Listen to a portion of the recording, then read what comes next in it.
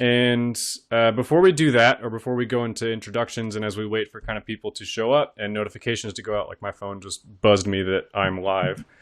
I am going to pull up an icebreaker question because this is the routine. And I think I've been using the same list of questions, and it might pop up. Yep, it's the first one because it knows what I want. Because the complete list, the only list. It's the, what's the title of it? The only list of icebreaker questions you'll ever need. By Museum Hack Renegade Tours. Huh. That's a lot of pressure. They're updating it though, because the very first section is virtual icebreaker questions. Is the very first section, which is really interesting. So it wasn't. So it wasn't the only. It's the only URL that you will ever need. That's fair. That's good. Oh, here we go. Because I'm looking for a new TV show. What was the last great TV show or movie you watched? Because we just finished. What did we just finish? Ratched on Netflix. It's this nurse who is basically an angel of mercy. It's pitched. The description of it is better than it actually was, but it was okay. Like the pitch of it was like, oh, it's going to be like this, like serial killer kind of crime thriller drama, and it wasn't quite that. It was a little underwhelming, but it was good enough that we watched the whole season.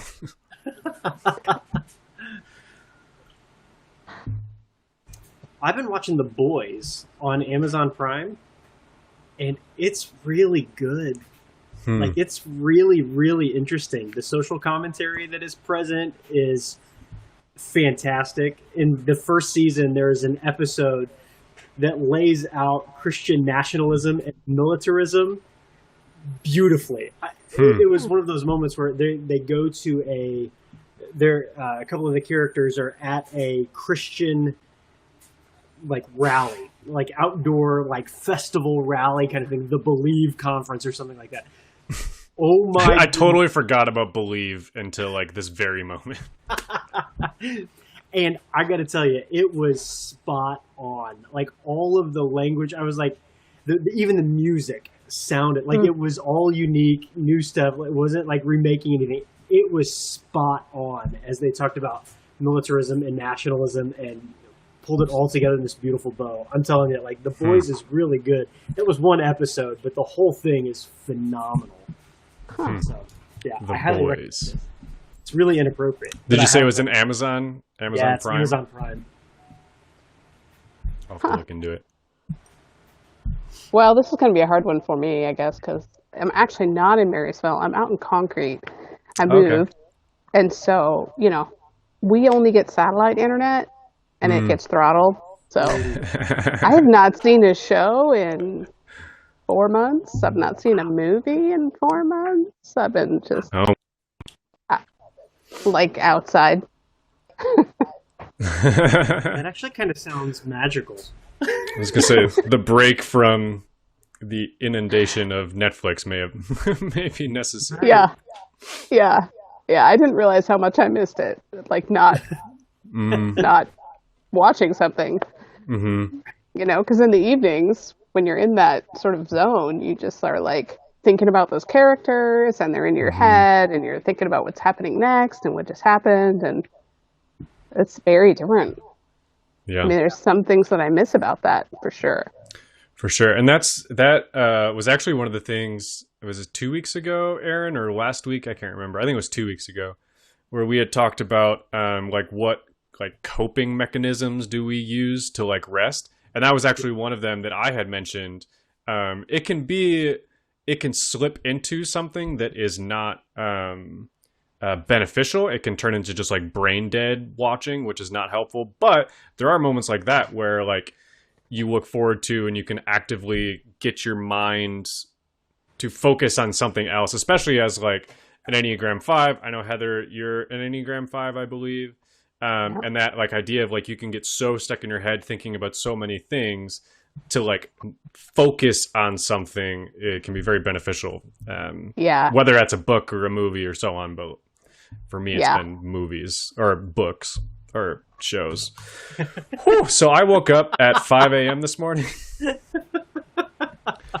Forrest decided to wake up for no apparent reason and was awake from 5 a.m. to 6:30. Now, he normally wakes up at like 9.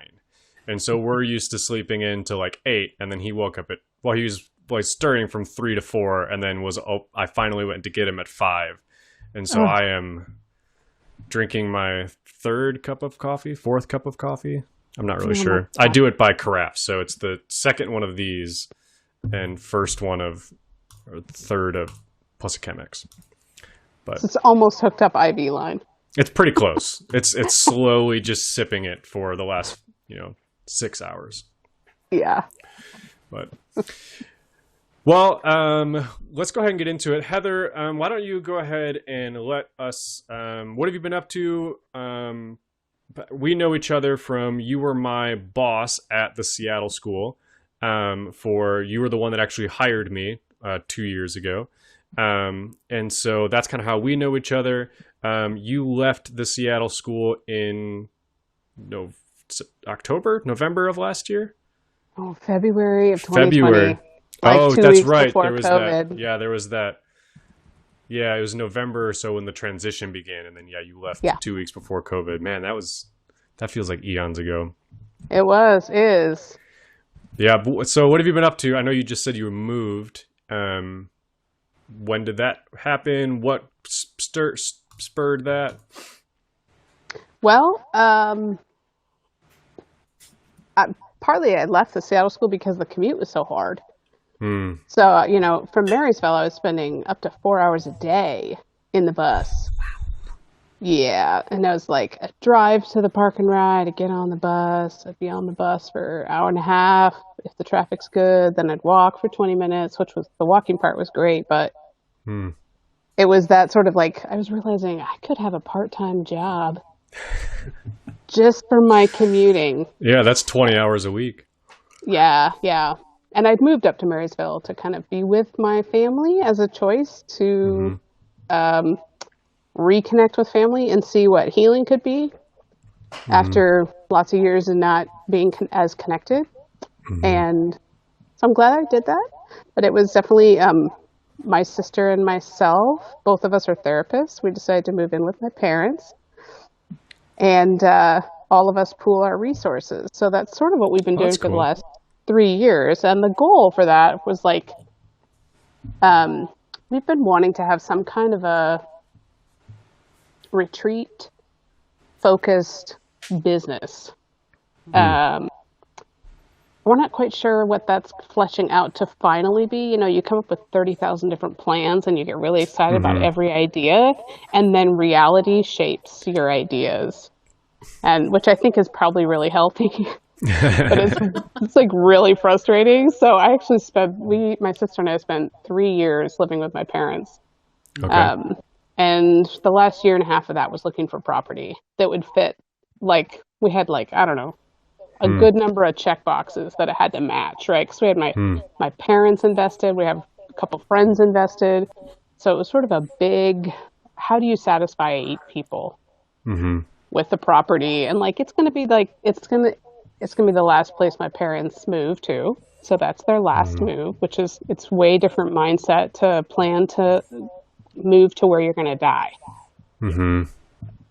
So that's been part of the adjustment. But we've been praying hard for this, and we looked at some weird, scary places that were in our price range, but had enough of the check boxes. And it's that I don't know who was it, right, that talked about the long obedience in the same direction, something Peterson. like that. Eugene Peterson, yeah. Yeah, it's been that's been the lived experience. So we have just waited and prayed and waited and prayed and walked around in the mud and looked at a million places. And this one came up here in Concrete, and everything worked out. That's awesome. So here we are, and we've been in the process of moving my parents for the last 2 months or so.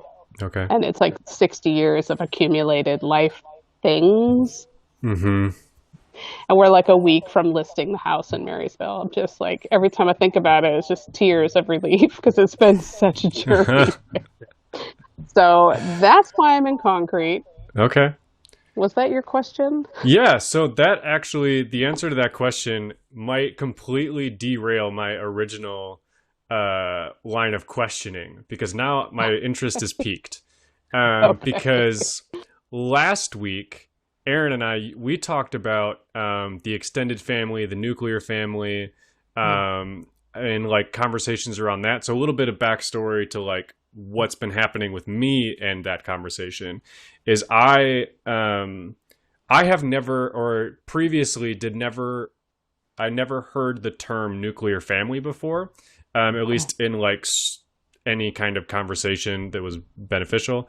And so I kind of started going through this process of like, what is it? Like, where did it come from? And kind of like going through that process of deconstruction of what is the nuclear family? What is the extended family? Reading an article by, or in the Atlantic about how the nuclear family was an experiment that failed in the 50s and 60s. And so like, this is me like just learning about all this stuff. I'm like, what is going on? And I posed a question on Facebook that said something along the lines of, what is hindering people or stopping people from asking the question of deconstructing the nuclear family? And like, aren't we supposed to be living in community, like extended families and spiritual families and churches and all these kinds of things? And then that post got me in a lot of trouble by a variety of people.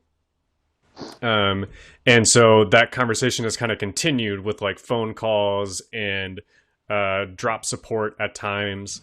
And so you saying that then piques my curiosity as I personally kind of deconstruct this. And that also kind of may help us frame and define questions that we had last week, or you can contribute to the conversation. I'm not asking you to like answer my questions that I have, but contribute to the conversation of last week. We were kind of like talking about what is community and what can it look like, and what does like a chosen extended spiritual family look like? Because I think that's kind of what we're leaning into as a church of, you know, the church is your chosen extended family, right?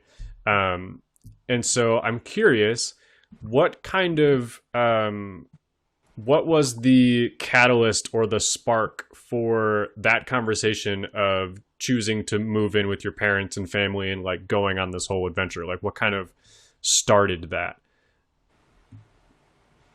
Oh gosh. Or is it a much like longer story than just like 4 years ago?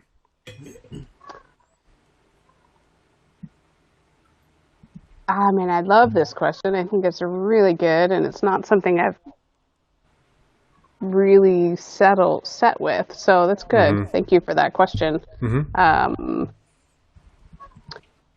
Well, my spiritual community, which was going strong for like 10 years, found itself at the end of its financial capacity and significant leadership shift. And the result of that was that the church died. Well, it was the second church that I'd been in that had died. You know, everybody dies in a different way. So there was moments of, well, just like indescribable grief, of course, that go with that, and then rage and frustration. And some of it drove me, I think, a little bit to ask some deeper questions about what connects us. And that's going to be different for different people. And around the same time, my brother happened to be having kids. And I don't have children, and my sister doesn't have children. And for our experience of being single and female and middle-aged and in the helping profession in the church brought a whole host of experiences that we probably don't even have time for. But I think that's a super important question for spiritual communities to ask about how family conversations impact non-nuclear family members. Because there's just no place we fit. And most of the time our experience was pretty consistent and at times like extremely unchristian. And so the loss of that, knowing that you play a vital role in the health and well-being of a community that doesn't actually even have a word for you, which a lot of folks are able to say that that's their experience right now across all kinds of political situations right now. So this is probably a really good time for this conversation. But that just kind of drove me into like, what is it that connects me? And I have to start thinking about what's going to be happening to my life, my physical body, etc., when I don't have children to care for me. And so it was that conversation with my sister and two other friends of mine, also women. One happened to be married, but by now is divorced. And so the questions we're asking about end of life are, what do we want? Because we don't want to just sort of be lost and forgotten. And we also don't want to work really, really hard to create a sense of legacy that doesn't feel like it's something we're able to live now. So for us, it was like, if the kingdom of heaven is at hand, then let us make it be here at hand. And so for us, that was really, our lives began to kind of form together out of loss, immense loss with the loss of our communities.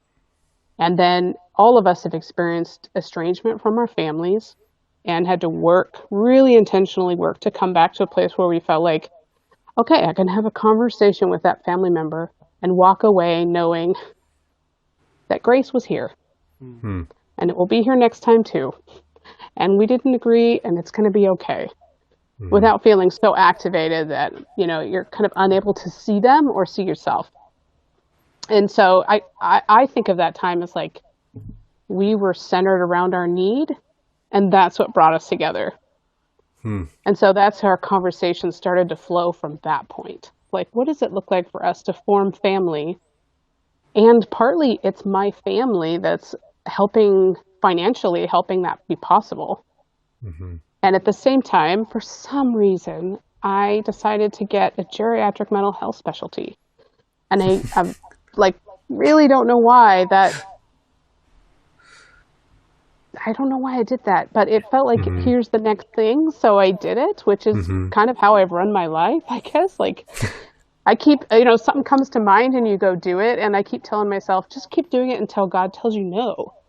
And so I didn't get a no. And that's been my case multiple times. And so I'm like in the middle of trying to do that specialty while I'm caring for my parents who are aging.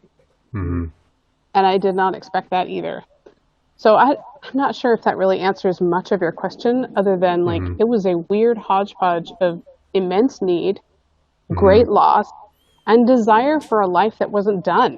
Like, not even close to done. Are you kidding? I have another 50 years, I hope, ahead of me. I mean, I was having this conversation with God just like yesterday when I was driving. I'm like, it feels like apocalypse right now. I really am not done. I don't want to be done yet. Like, if you're going to come back or something, or whatever that plan is, could you just leave me behind for a little while so I can get some more things done? There's more life I want to live. There's more people I want to see. There's more stories I want to be in. Yeah. So, yeah, anyway, that's sort of the mixed answer. Yeah, I think, I heard in that, like, I mean, you were asking a lot of questions in the very early stages of, like, and asking the questions of what do I need at this time in this space for me. Which I think is kind of the beginnings of that. And you have to be willing to do the work, right? You have to be willing to like put something to death or move to another job or like do something difficult, which you can't necessarily answer. Like the individual or the family unit or what have you has to be able to answer that question. Like we as a group can't answer that question for you or for anyone. Yeah. And so some of those people actually went with me from that previous church that died, and some of them not, right? So there was like, we all had very different stories, and there was no way to make sure they were together. Everyone was listening, hopefully. Everyone was listening to the place that they needed to be at that time and was able to. That was a huge piece of it, was like to be able to bless those who move on and to bless those who come with. Yeah. Hard. Yeah. Yeah, and you're doing this work now, like moving forward with immediate family, right? Your parents and sister and so on. But I would assume that there would be like others. I think you said you had friends and family that were friends that were kind of contributed. Is that right? So like even that is still. Are you from the Pacific Northwest, Heather? I can't remember. Yeah. You are? Yeah. Okay. But you still have like friends that are becoming, or you stepped into like from that church, stepping into something new. Like this is my chosen community that I'm choosing to step forward with and do the work with. And it wasn't a, I mean, at that point, like a church organization sanctioned activity. Like this wasn't a small group, right? Like this wasn't X church was telling you to do this. Like this is a way that you chose to kind of go about life. Yeah. Yeah. It feels a little bit more like when tragedy strikes and you end up in that elevator that plummeted to the floor or is like hanging, and you just happen to be with these 6 people, and those 6 people decide like, let's live through this, and I'm going to help you if you can help me. That's what it felt a little bit more like that. That was certainly not like. I believe there's a divine plan, if that's a good word to use. Like, I believe there is something hunting out goodness on our behalf. Absolutely. Because there's no doubt, there's no way we could have landed at this property to help start the seeds of this next phase. But it does feel a little bit more like, oh, shit. Yeah. Those are big steps to make. Because I know a lot of the conversations that I've had, one of the reasons most people, because I've also witnessed some close friends of mine tried to do something very similar. Like they were a couple that bought a house with another couple, and then they lived together to try to kind of do that kind of communal thing, and didn't end up panning out for like relational reasons, I think is kind of why it didn't pan out. And that was another thing that when someone had mentioned, when I had asked that question, someone had said like the logistics of it is difficult to like figure out who's going to buy what, how do you navigate all that stuff. And so like these types of situations, you have to be like willing to stick through it. And I think you also have to have a way of discerning, like what steps to move forward with. When is it time to put it to rest? When is it time to take this step versus this step? And doing all of that with grace, I think, is important too. Like if you get to, or if one gets to a space where you're walking into that and you realize like, actually, this isn't for me. And this could go for like I think we're talking about more extreme-ish ideas of buying a piece of property with like a group of people. Like that's not a super extreme idea, but it's not a mainstream idea yet. But I think these concepts go down even to chosen community of like your people, like your circle. You still have to have a discernment around that and saying like, and having grace if someone would be like, actually, this is no longer for me. Like I need to step out. I need to take a break. I need to like get away for a while or something, and extending grace in all of that and recognizing that if that group or that person falls away, or if that group breaks up, that's not a sign of failure, but if it's done in discerning and listening to God, then that's done in an act of obedience and following and pursuit, which I think is huge in this conversation. For sure. Yeah. There's this sort of like living with this constant, I mean, when people, because we've had some shift in this plan too, right? So one person was like, I got to choose my kids. Like, and we're like, great, I can absolutely honor that, right? Of course you got to choose your kids. But it makes us more vulnerable. So every person leaving or coming makes us feel our vulnerability in the plan, in the idea, in the dream. in the logistics, all of it. So if you're not willing to feel that vulnerability and know kind of whose hands are holding you in it, because that was a big thing, a constant thing. For me was this like, oh my gosh, I'm feeling so vulnerable with this. And the first reaction is, I want to do something to make sure I don't feel that way, which I could do that. And that's not necessarily wrong, but I shortchanged myself the opportunity to feel that, like, to lean back a little bit deeper into the chair and rest that it still got me. And that feeling, I feel like that feeling, like getting a little bit deeper into that feeling is what is going to sustain me in the years to come versus not feeling vulnerable, if that makes sense. Yeah. It's almost like choosing what kind of food I'm going to eat. Do I do junk food or should I have fruits and vegetables? Yeah, probably fruits and vegetables. Both will keep you alive, but one will do you better. Yes. Yeah. Yeah, that's good because Aaron, you and I last week, we talked about like this concept of like community involves vulnerability. Like you can't have this community that all churches talk about without having some form of vulnerability. And like, then it comes the question of like, what does that look like? Or, how to best prepare but I like, that analogy of like, I'd rather know and sit in the chair that's going to catch me than escape from it. That's good. And that's coming from someone who, like, I spent the first 20 years trying to figure out how not to land. So that's like learned, right? It's not like you just jump to that one. For sure, yeah. Well, I think that's a really regular experience that people have in terms of community, is we don't know how to live or work intentionally with one another. And I think you find it in a crucible when you live with other people. Yeah. So Tracy and I lived with another couple for about a year, a little over a year, in a townhouse, and they had the upstairs, we had the downstairs bedroom, but we shared like the main living area kind of thing. And I don't know, we'd been married for 8 years, maybe 7, 8 years at that point.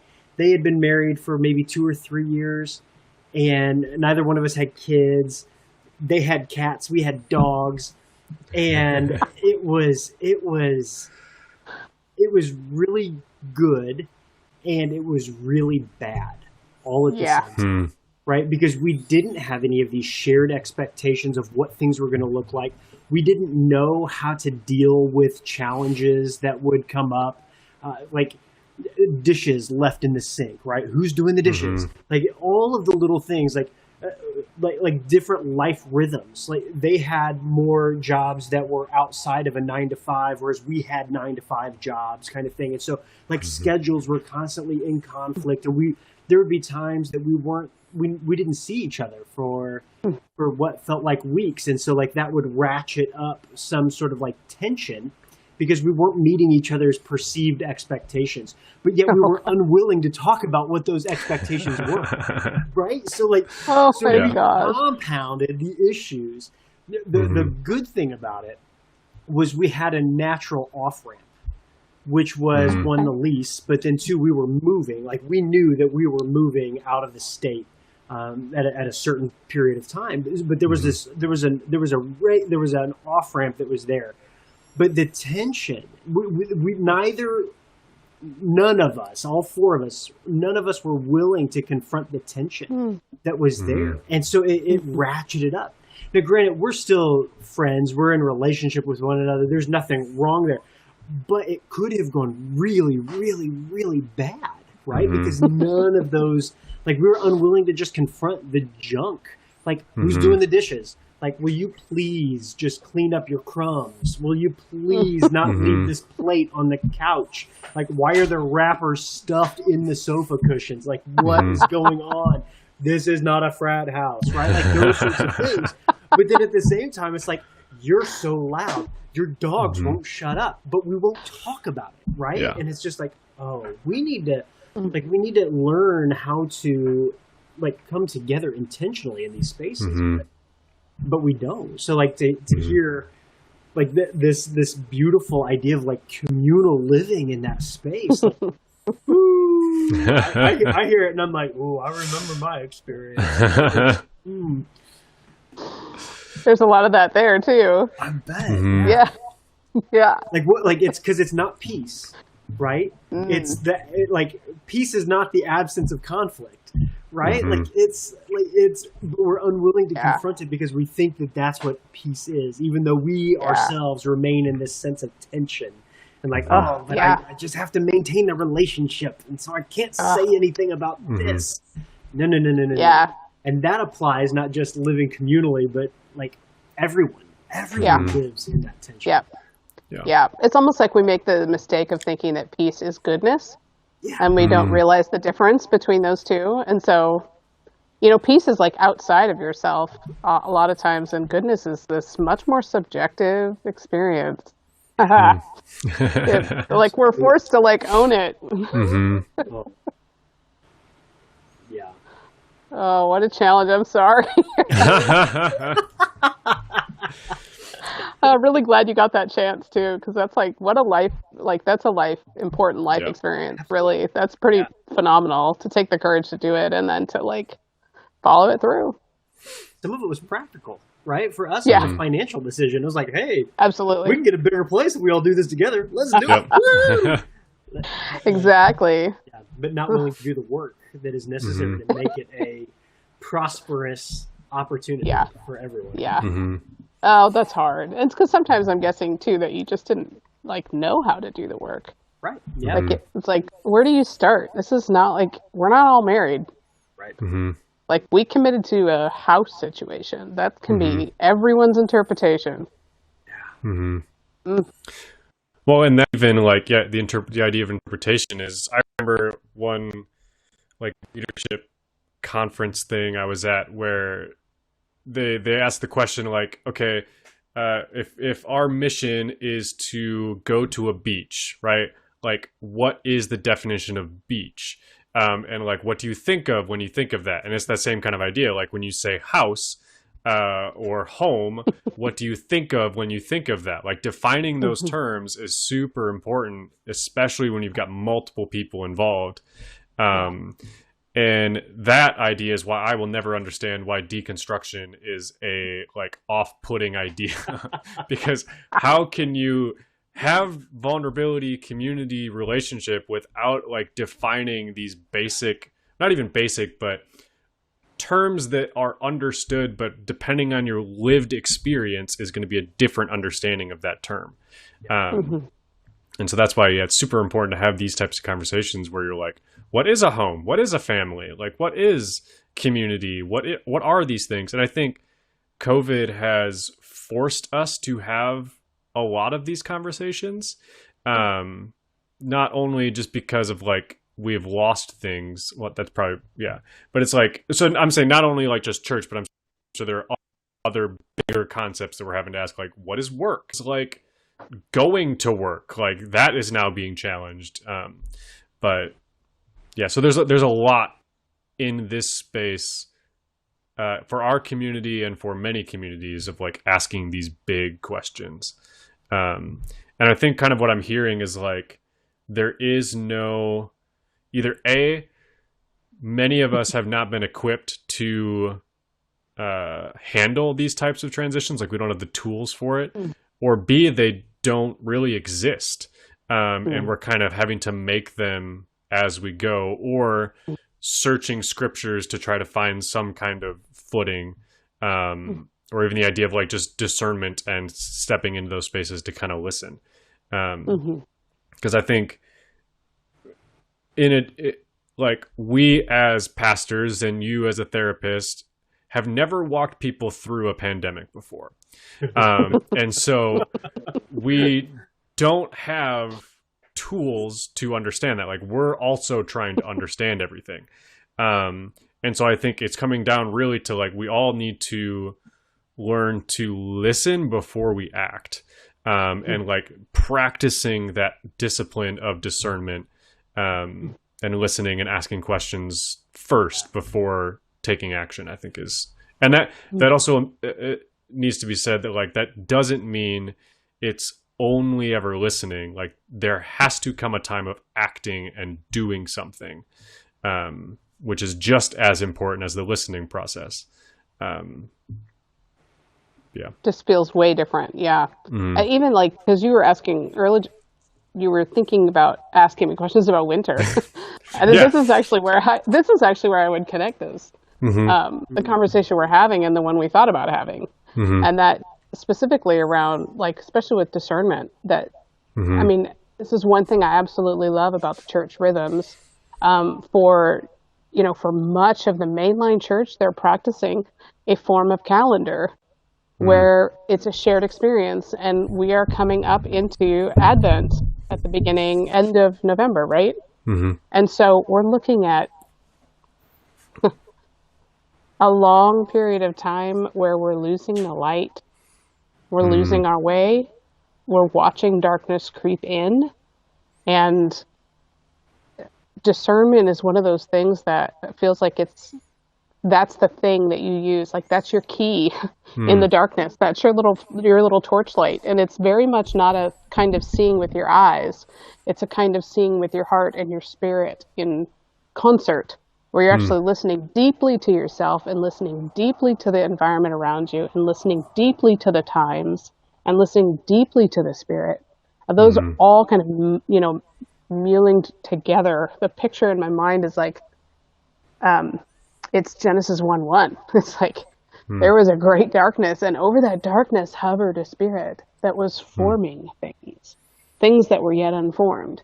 That's like very much like I think of wintertime, especially in the Northwest. The Pacific Northwest is like so amazing for winter because we get so much water, so much water in every form, right?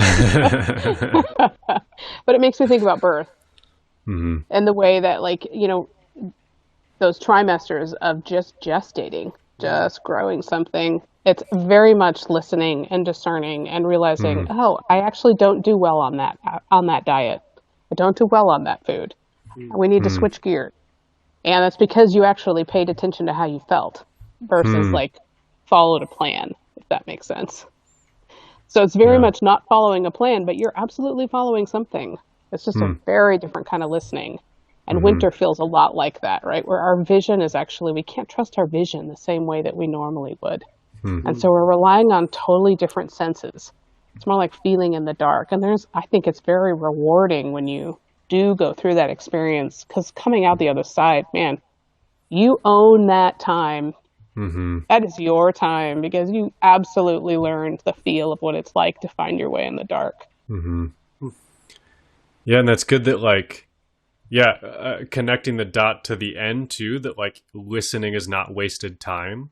I think it can be perceived that, like, okay, now because we've been talking about this, like, we don't want to coast through the pandemic. Like, I feel like many of us have been coasting, kind of like waiting for normalcy to return, but we're in a space now of recognizing that, like, normalcy but we don't know when, and we don't know how long this is going to be. So we can no longer just coast through the pandemic. Like, it's time to be active, but being active can also mean, let's start listening to ourselves. Like, let's start listening to our rhythms, to our habits that we've formed in the last 6 months, like to our bodies and like what we're eating and drinking and how we're moving and working and playing.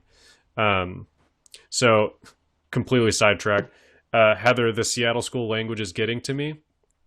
And there's certain terms that I say that I'm like, that's a Seattle school thing. Oh, bless you, friend. That's 2 years in, I was doing well for a couple of years, and then it finally, let's play. Oh, it's like, oh yeah, okay, there it is. Knowing that, like, this act of listening during the winter, during the darkness, is not wasted time, but it is time well spent in discerning. Yeah. Well, and it's so crazy because it's 100% presence in a place you'd rather not be present.